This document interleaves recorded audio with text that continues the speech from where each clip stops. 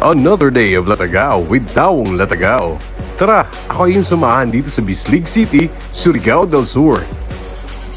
Baka isipin ninyo papunta to ng langit ha? Hindi, pero makakaramdam ka ng langit dito sa Lake 77 or Lake 77 sa Bislig City. Kung ikaw ay galing sa Tinuyan Falls, abay syempre madadaanan mo ito bago ka makarating sa Tinuyan Falls. So kung naabutan kayo ng lunch na papunta pa lang kayo sa Tinuyan Falls, walang problema yan. Pwede kayo makadine-in dito para hindi naman gutom pag magtampisaw kayo dun sa Tinuyan Falls. Ang dami pa namang aakitin dun sa Tinuyan Falls. Dito sa Lake 77, they do offer foods na hindi naman masyadong mahal. Abot kaya lang, pero ang favorite ko talaga is yung kinilaw nila at saka yung kokak. Ano yung kokak? Deep fried na palaka.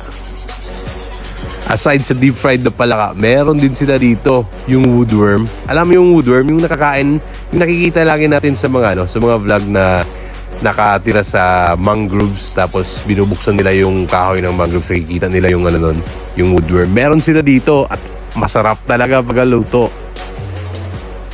Ang may-ari di pala dito kaya masarap magluto kabaro ko pala. Siya ay dating ship cook. Sa mga kalatagaw ko dyan, ako'y dating seafarer din po. Kaya kabaro kami dalawa. At alam mo ba anong advantage kapag ship cook ka? Lalo na kapag na-assign ka sa isang international vessel?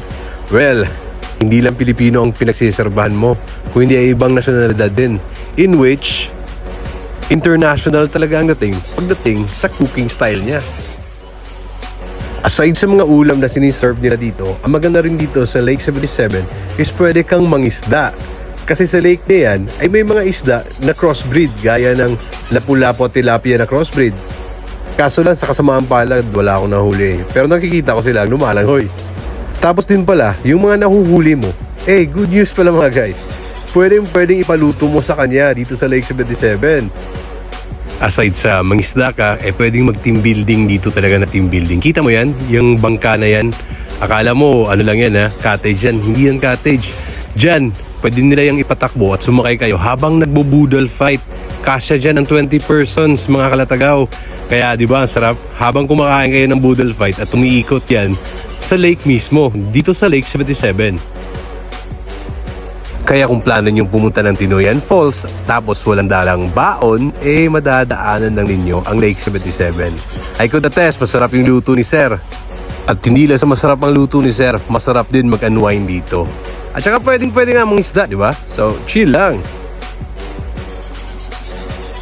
Kaya hanggang sa susunod na Latagaw naman mga kalatagaw. Paalam!